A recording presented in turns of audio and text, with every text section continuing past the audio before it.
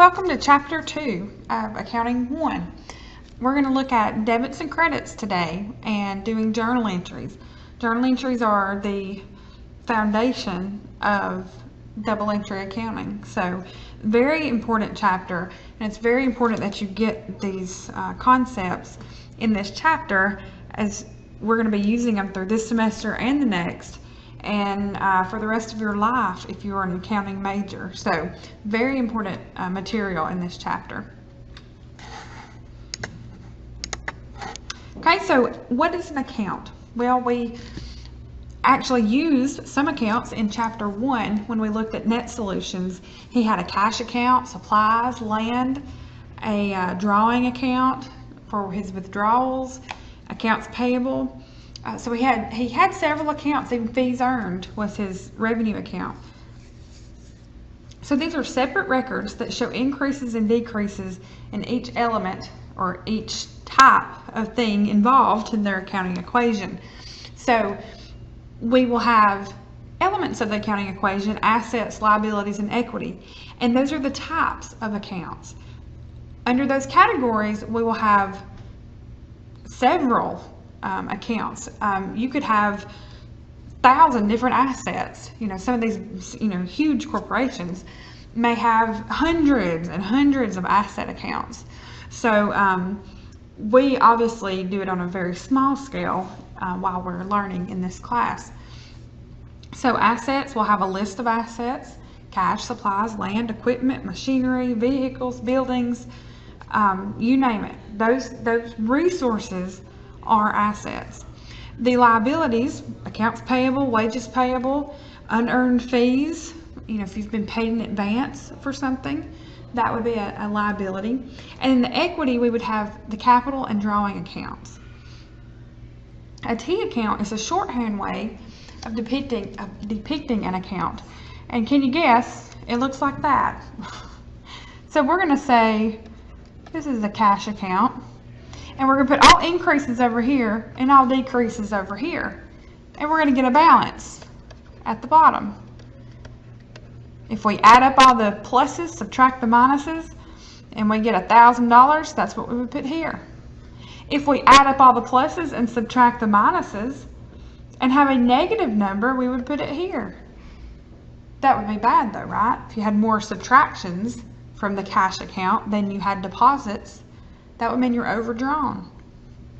It can happen though. So you could be overdrawn, and this would then change from not being an asset, but it would be a liability because you would actually owe the bank that money back.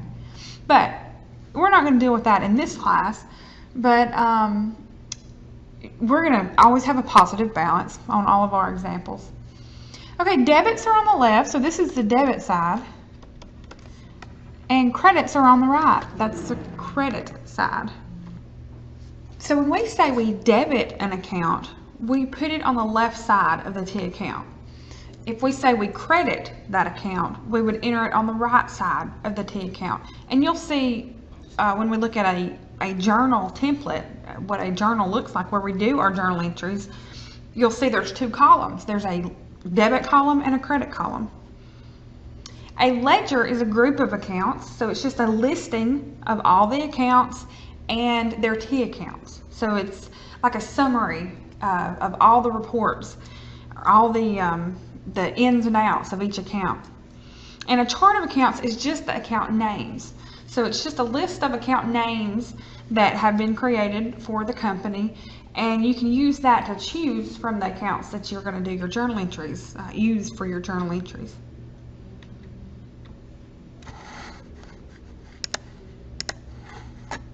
Okay, so we've talked about all these asset groups before. Assets, liabilities, equity, revenues, and expenses. And these are their own account groups. They do net together to make net income, which eventually goes into equity. So when we do our balance sheet, we have assets equals liabilities plus equity, and that equity number, if you think back, that equity number comes from the statement of owner's equity. The statement of owner's equity beginning capital plus investments minus drawing plus net income gives you ending capital. So that number is the same as the owner's equity listed on the balance sheet. So this net income is reflected in this number. So that's why we don't have to list those on the balance sheet as well. They are already reflected. The net amount, the total, is already in the equity amount on the balance sheet. Those are still account groups though. We do have revenue accounts, sales or sales commissions or fees earned. It could be even interest revenue. If you have money in the bank and you earn it from the bank, that money is earned, it's revenue. So we would have an account for interest. Expenses, we could have hundreds of expense accounts. Wages, utilities, rent, postage, gas, taxes, insurance, all types of expense accounts. So they are also an account group. So double entry accounting is what we're doing. It's based on the accounting equation, and we all know that by now. Assets equals liabilities plus equity. Every transaction is stated in terms of the accounting equation as far as increases or decreases. And every transaction affects at least two accounts. You'll have at least one debit and one credit. At least. You could have 4 debits and 10 credits.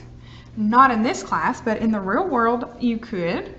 But in this class we're going to have generally 1 debit and 1 credit, and then we may occasionally have 1 debit and 3 credits or something like that.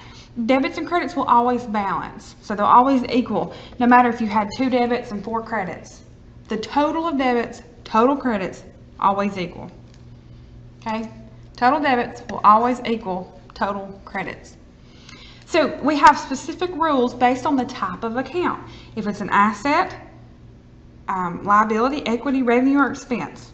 Okay, they each have, or there's 2 sets of rules, and then each account type falls into those rules. So we've got this mirror image approach, and this is what I generally teach, a way for y'all to remember this. So we've got the accounting equation at the top, assets equals liabilities plus equity. And then we have these little T accounts under each side of the accounting equation. Debit and credit, debit and credit. And any assets are increased with a debit. They're decreased with a credit. Liability and equity accounts, decreased with a debit, increased with a credit. So this opposite, that's why it's called mirror image, because you basically have this imaginary line here, and as you cross the equal sign, it flip-flops. So we also have assets, expenses, drawing. Those all follow this pattern over here. So any asset account, cash, supplies, land, accounts receivable, inventory, billings, machinery, all those asset accounts follow this same pattern. If we purchase a building, we're going to debit the building account because that would be an increase. If we paid cash for it, we would credit the cash account because that would be a decrease. So we would have a plus and a minus both on this side of the equation. Our equation would still balance. We're basically swapping one asset for another. And our debit would be to building, credit would be to cash. Expenses are also follow this pattern.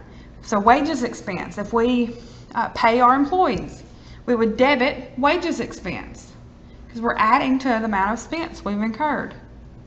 If we pay out cash, we credit cash because that would be a decrease in cash. And the drawing account, that's the owner's withdrawals, also follows that pattern. We would debit the owner's drawing account if they withdrew money, keep up with the amount that they have withdrawn, and credit cash for the withdrawal. One way to remember this is AED is after eating dinner, LRC, Let's Read Comics. That's obviously been around for a while because nobody reads comics anymore. But we've got assets, liabilities, or assets, expense, drawing, liabilities, revenue, capital. After eating dinner, let's read comics. So that's just another way to remember what's on each side. So any liability accounts, accounts payable, wages payable, unearned fees, all follow this pattern here.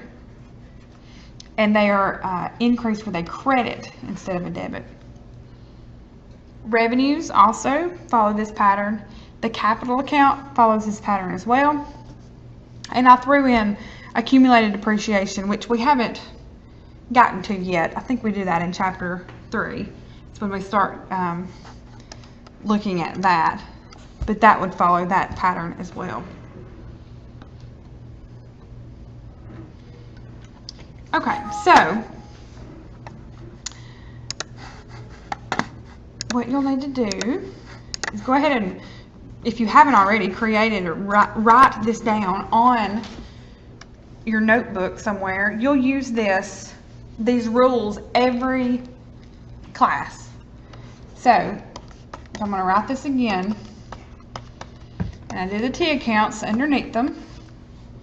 You can either do like a plus sign and a minus sign, minus and plus, or you can do up and down, down and up. And this is debit and credit side. Debit is always on the left. Debit and credit. And then after eating dinner, let's read comics. So assets follow this pattern, expenses and the drawing.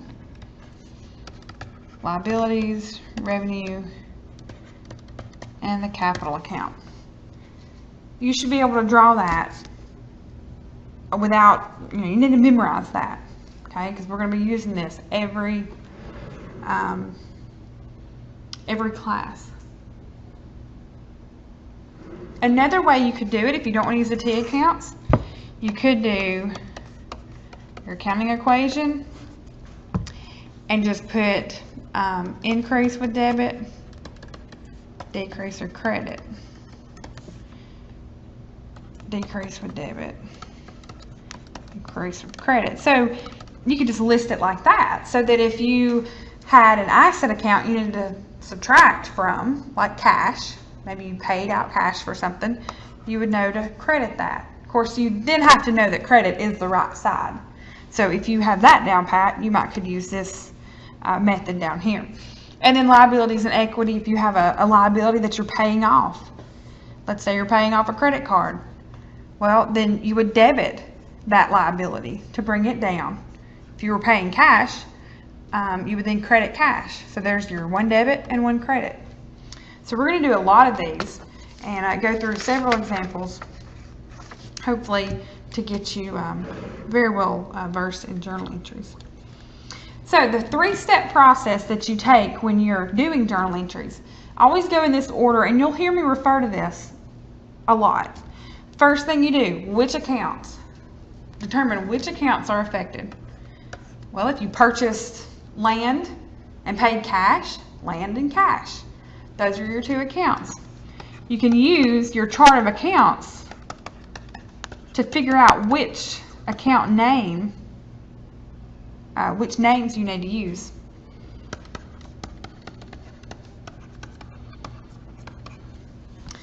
Okay, the second thing is you're going to decide whether they go up or down. Okay, up or down. So let's go with the land for cash example. If you purchase land for cash, which way would land go? It would go up. If you paid cash, which way does cash go? It goes down. So then you would translate that into a debit or credit. All right, so if we look at our rules, okay, land we said went up, there's a debit. Cash went down, that's a credit because they're both assets. They're both under the asset heading. If you break it down into this 3-step process, it makes it a little bit easier. You're not just overwhelmed all at once. So if you take it one step at a time, the best way to do it. Which accounts, up or down, debit or credit.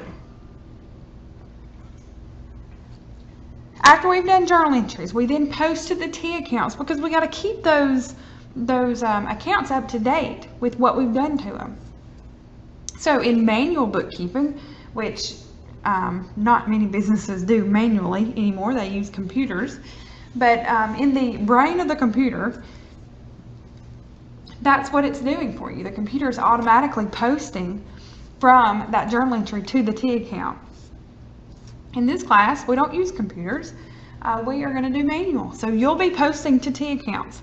And T account, again, is a shorthand version of a ledger. So it's the same thing as a ledger, but it's a shorthand version, and we use that in class because we don't have, a binder full of ledgers for every account that we use. So make sure that you post on the correct side of the T account. If you debited the account, you're going to put it on the left side of the T account. If you credited the account, put it on the right side of the T account. And then after you've posted all journal entries into the ledger, you'll then get a balance for each account. Those balances are the numbers that we use for our financial statements. We take the balances from all of our accounts and we put them in a trial balance.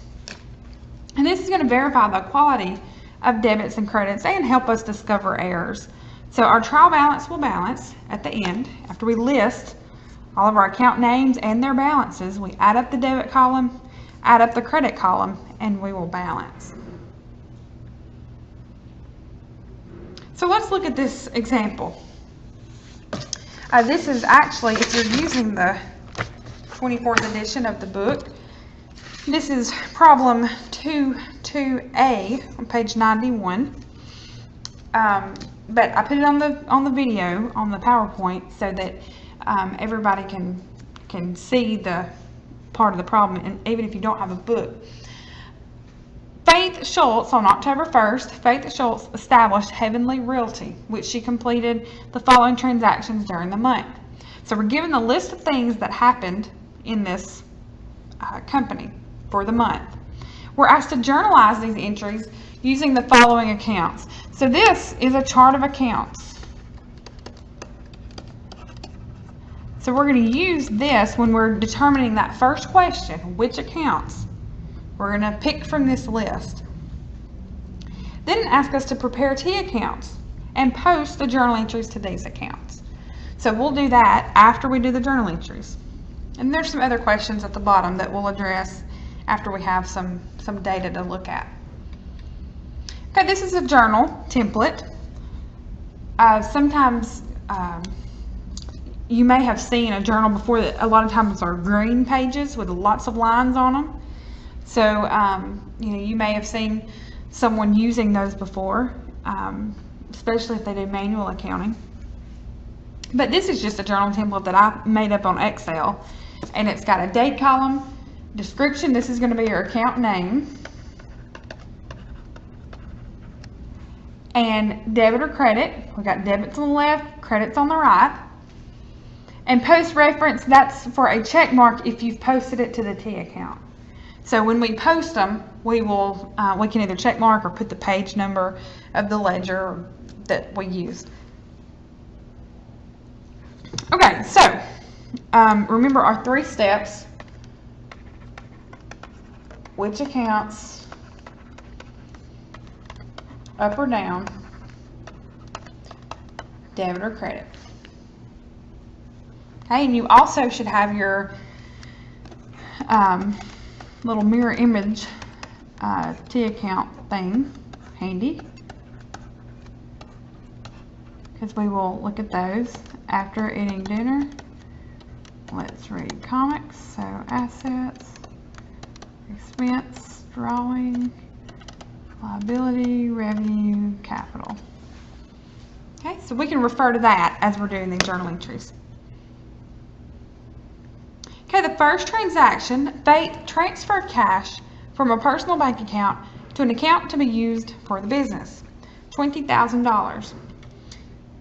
First question, which accounts? She transferred cash to the business. Cash goes up, capital goes up. So cash and capital are the two accounts. They both go up. Cash is an asset. To make an asset go up, we debit. Capital is an equity account. To make it go up, we credit. So there's our journal entry, debit and credit. And this is A, transaction A. Whoops. Getting ahead of myself here.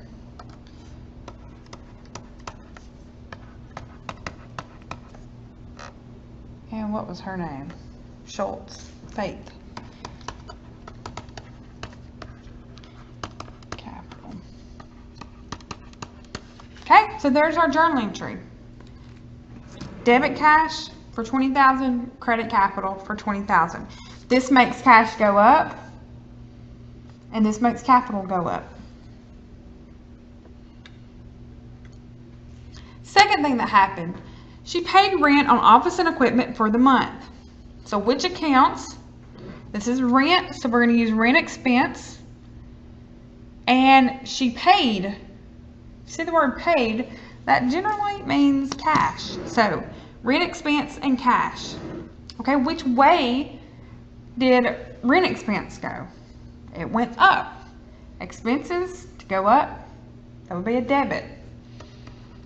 So rent expense went up. Cash went down. She paid out cash. Cash went down with a credit. And that was $37.50. Okay, so we've got a debit to rent expense, credit to cash.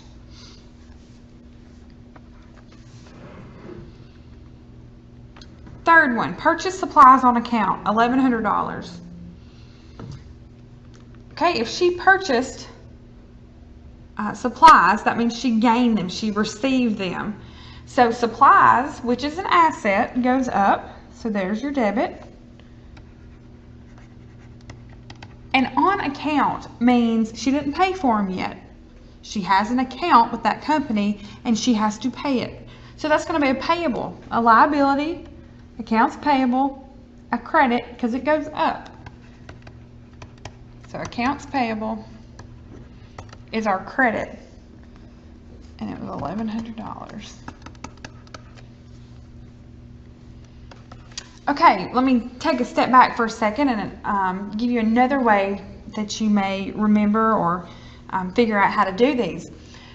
I had a student one class that he raised his hand and he said, let me get this straight. The top number, the debit, is what you got, and the credit is how you got it. And I thought for a minute, and sure enough, it works if you think that way. So either what you got or what you paid for is the debit, and how you got it or how you paid for it is the credit. So the debit is what you got or what you have. The credit is how you got it. So looking back at these three journal entries here, the first one, what did we get? We got cash. How did we get it? From the owner. The second one, what did we get or what did we pay? Rent. How did we do it? With cash. The third one, what did we get? Supplies. How did we pay it? Debt. We put it on account. So if you get stumped, you could think of it that way. What you got, how you got it.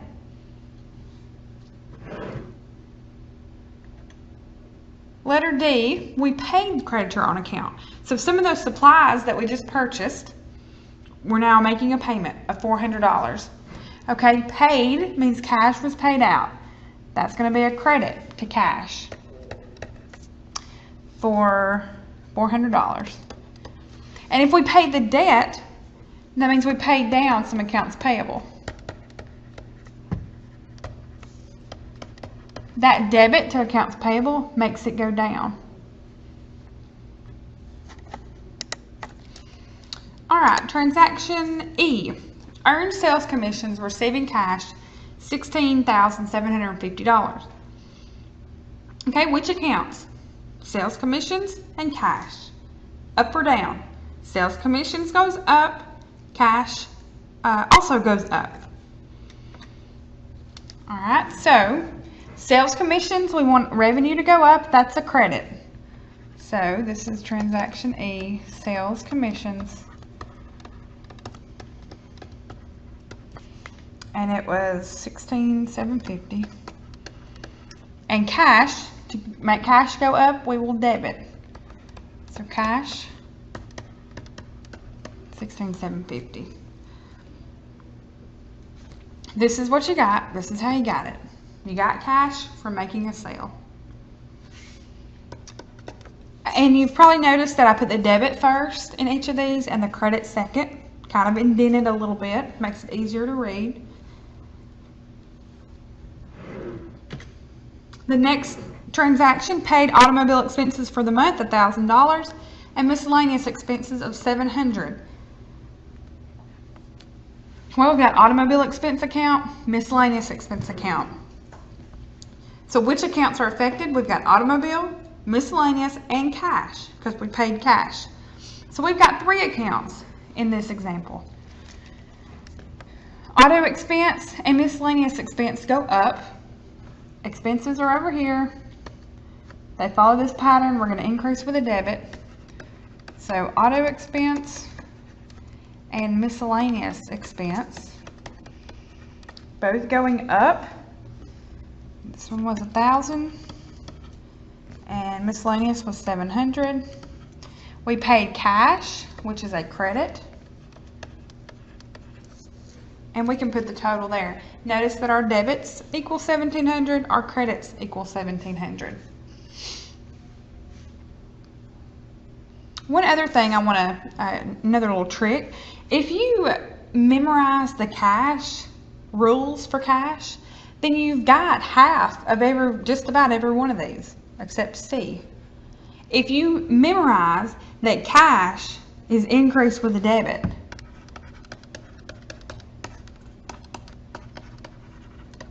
and that it's decreased with a credit, you really don't have to know any of the other rules. You should, but if you get stuck, it's a good thing to fall back on. So let's take that last one for example. You can't remember what expenses are, like how, as far as what rules they follow. So if you can't remember that, well, at least you know that cash is decreased with a credit. You know that to pay out cash, you credit cash. So the debits have to be expenses. The debit has to be to an expense because the credit is the cash. So if you remember, these rules, you'll get half of every one of these, except the one the C that was on credit. So keep that in mind. Also, I know you're in the back of your head saying, but wait a minute, when I go to the store and I swipe my debit card, it subtracts from my account. So wouldn't I debit to subtract from cash? No. Okay, we are doing accounts for the books. So it's kind of flip-flopped because really the bank is it's flip-flop. Bank bookkeeping is different. And you say, well, when I deposit, they credit my account. They put it into my account. That's an increase. But no, don't think of it that way. Cash is decreased with a credit in the books, okay? So some people get thoroughly confused with that. All right, letter G, paid office salaries of $2,150. Back to the accounts. Which accounts? We've got office salaries expense and cash. Okay, office salaries go up. We incurred an expense, keeping up with the amount that we have incurred, and cash goes down. So there's a debit, the increase in expense, and the credit is the decrease in cash. So we've got office salaries of $2,150 and a credit to cash.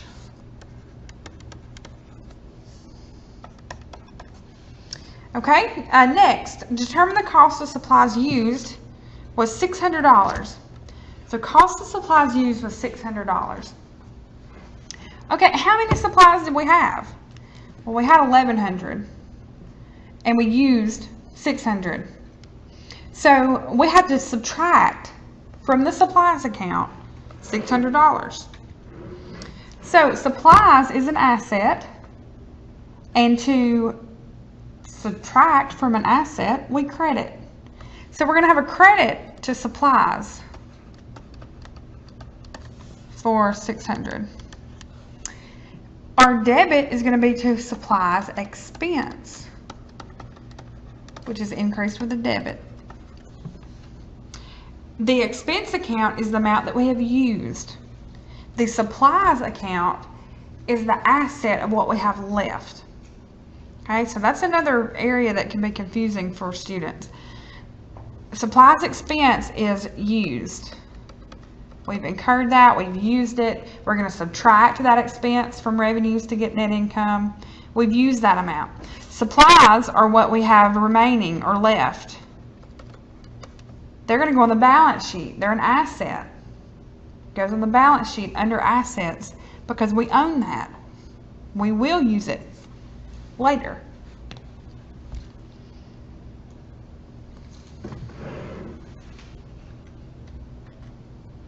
Okay, the last one, Faith withdrew cash for personal use of $1,000. So our two accounts, we're going to have the drawing account and cash. And drawing goes up. We're keeping up with the amount that she withdrew. And drawing, the D is the D in dinner, after eating dinner, so it's on the left side of the accounting equation. It follows that pattern. Debited for $1,000, that will increase the drawing account. And cash came out. So we withdraw cash of $1,000.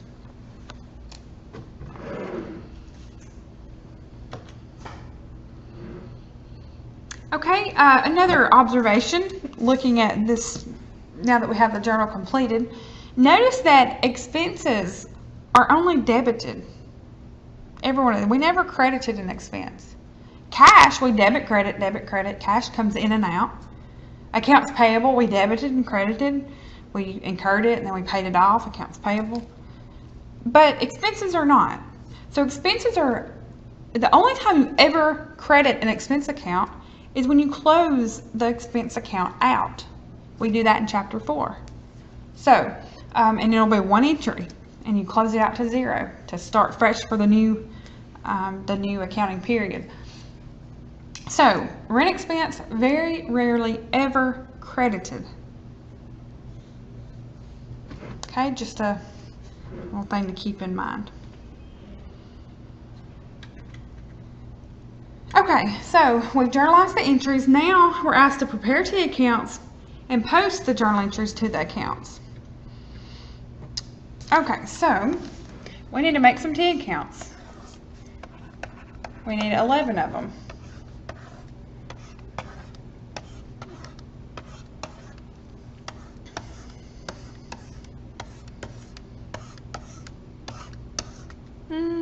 We'll do one little one down here. All right, so cash needs to have a lot of room because we use that almost every transaction. Then we have accounts payable. I'm just taking these from the chart of accounts. We have the capital account.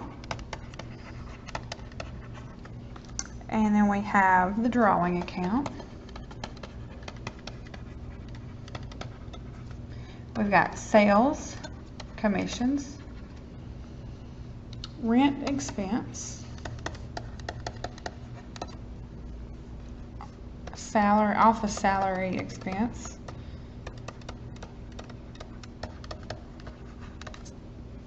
auto expense, supplies expense, and miscellaneous expense. And I forgot supplies, the asset supplies.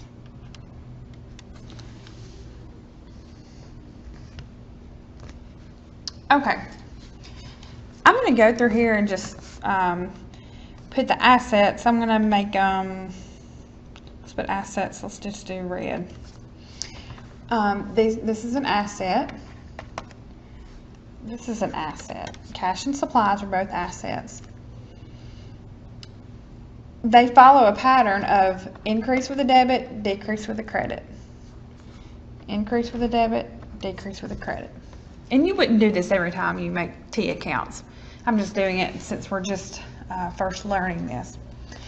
On the left side of the accounting equation, we also have expenses and drawing for after eating dinner, AED.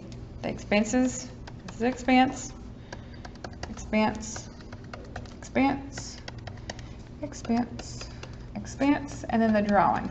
So we've got our AED, after eating dinner. They all follow the same pattern. Okay, increase with a debit, decrease with a credit. Alright, so now let me do the right side of the accounting equation, liabilities and equity. We have LRC, liabilities, revenue, and capital. Let's read comics. So we've got liability and accounts payable, revenue, so sales commissions, and capital, it's a capital account. They follow the opposite pattern. Okay? The reason that this works, the reason that double entry accounting works is because everything on the left side of the equation are resources or things that are used by the business, assets, expenses. Everything on the right side of the equation are the way that you get those. You either borrow the money, or your owner invests the money, or it's from some leftover net income from a previous period. So we're accounting for everything we own. We're saying, how did you get that? Did you borrow the money? Did the owner invest it? Did it come from net income from a previous period? Where did that come from? So we can't just have things show up out of thin air. We got to say where we got it. We got to prove. We got to account for that. So that's why this works, because everything in red on this screen are things that we use, things that we own. And everything in green are the places that we got it from. We either got it from liabilities, capital, or revenue from a previous period. Okay, so that's kind of the way that it all works. So what we need to do is go back to our journal entries and take these numbers and post them into the T accounts for each account. So cash is debited for $20,000 in the first one. Capital is credited for $20,000. So we're going to say cash debit $20,000, capital credit $20,000. And we can put an A beside it so that we know where that came from.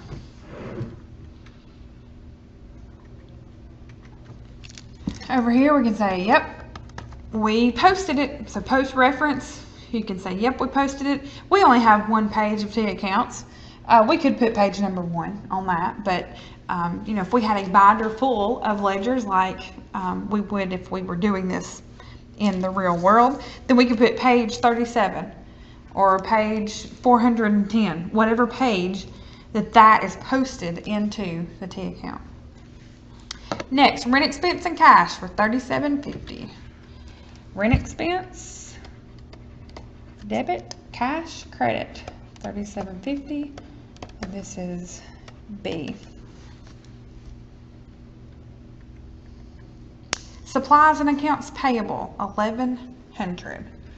So supplies is debited, $1,100. Accounts payable, credited, $1,100. Okay. Make sure you put it on the correct side. Okay, so we did those. Okay, accounts payable and cash for $400. So accounts payable is debited $400. And cash is credited $400.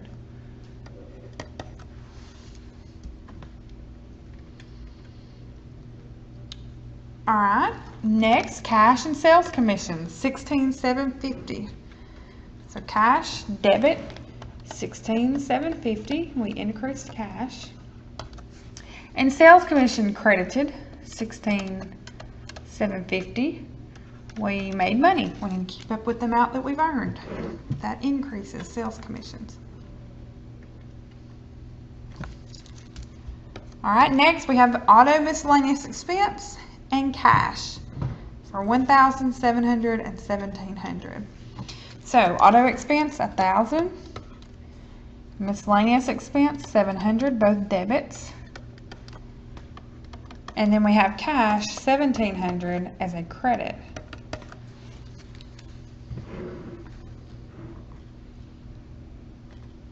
Just moving them over.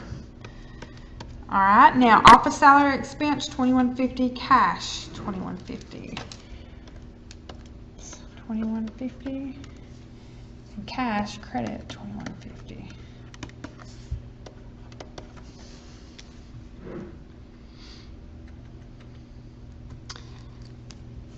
All right, supplies expense and supplies for $600. Supplies expense and supplies.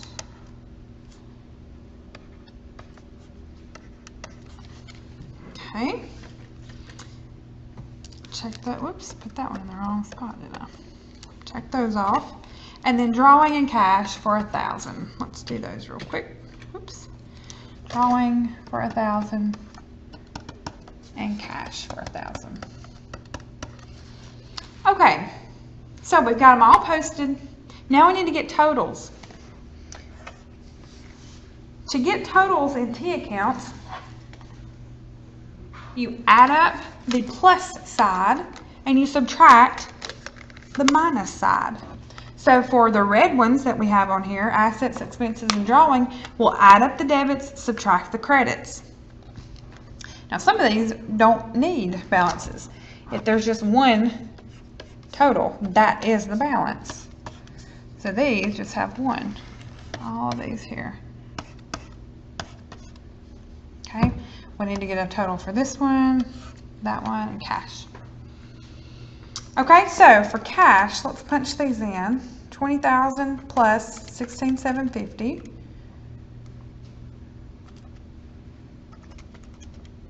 Minus $3,750, minus $400, minus $1,700, minus $2,150, minus $1,000.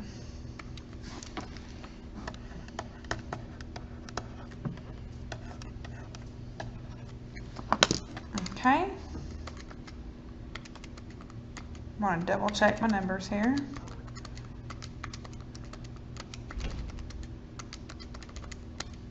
Okay, $27,750. And notice I put it on the debit side because it was positive. We have more on this side than we do on the right side. All right, for accounts payable, we add up the positive side, $1,100, subtract the $400. So now we have a balance of $700.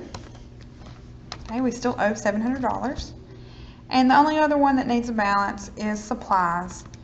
We add up the positive of $1,100 minus $600, and we get $500 balance.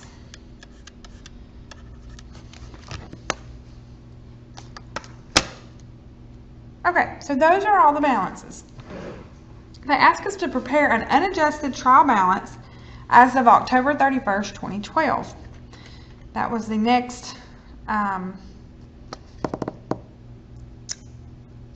well, I guess I didn't put it on here, but yeah, we need to do a trial balance. So trial balance is going to be similar to a financial statement as far as the heading goes. So let's do that. All right, we're going to put the name of the company up top.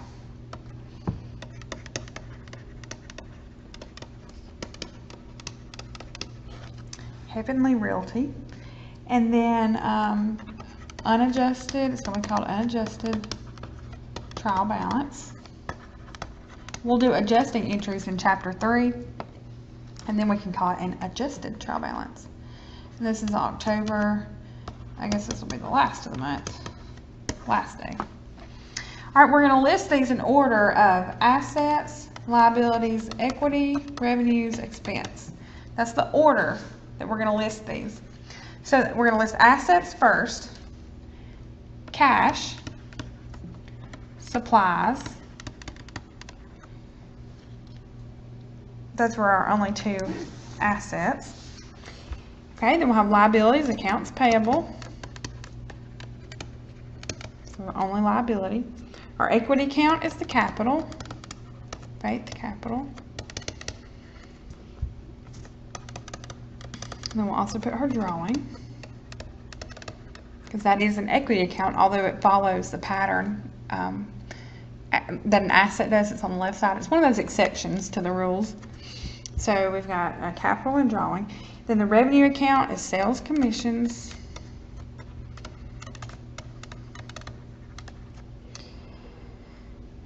Then we have our expenses.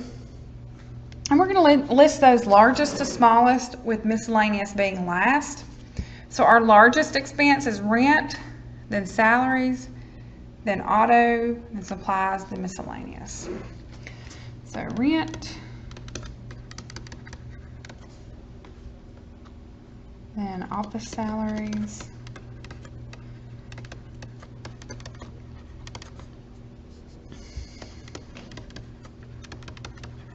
auto, supplies expense, and miscellaneous expense. All right, and we're going to have like a debit column and a credit column, because if it's a debit balance, it'll go on the left. If it's a credit balance, it'll go on the right. We would generally do this in like Excel or something that would be a little bit neater than this. Accountants need to be neat and precise, but this is what we got to work with. So the balance for cash is $27,750, and it's a debit. So I'm going to put it there. Supplies, balance is $500, also debit. Accounts payable, $700, credit balance. Capital, $20,000, credit balance. Whoops, drawing, $1,000, debit balance. Sales commissions, $16,750, credit balance. Rent expense, $37.50, debit balance. Office salaries expense, $21.50. Auto expense, $1,000. Supplies expense, $600. And miscellaneous, $700.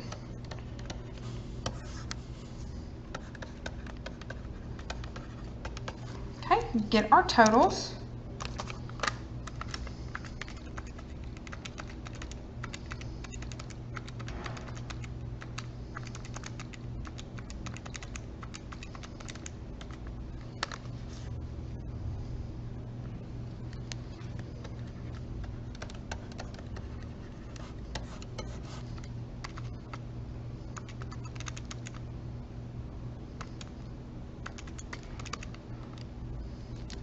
Okay, and we balance $37,450. That number does not really mean anything. We just want to verify that we have put in the same amount of debits as we have credits. So the $37,450 is not a significant number. We want to make sure that the debits equal credits, and they do. They balance. So that's our trial balance. Okay, they ask us to determine the following. Total revenue recorded in the ledger. Well, that was the balance in sales commissions. That was the only revenue account we had. And that was, if we look on here, $16,750. So our total revenues were $16,750. Okay, now it asks us total expenses. Well, we would just need to add up those expense totals on here. Got 3750 plus 2150, 1,000, 600, and 700. So 8,200.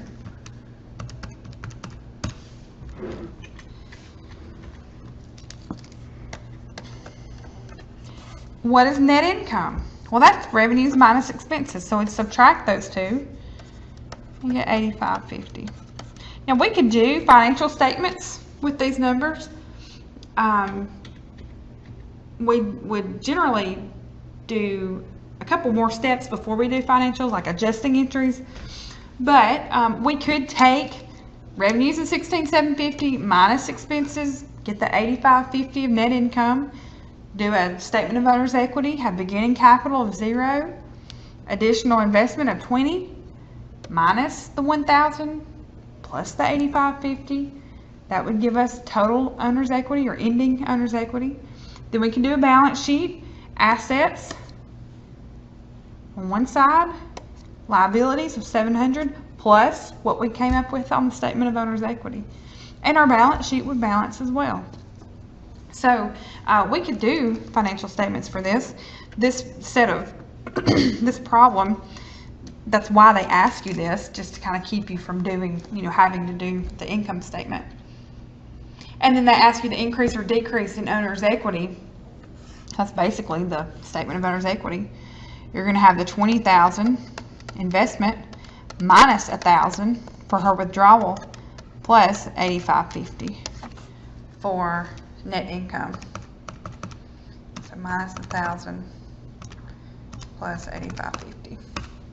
27,550. Okay.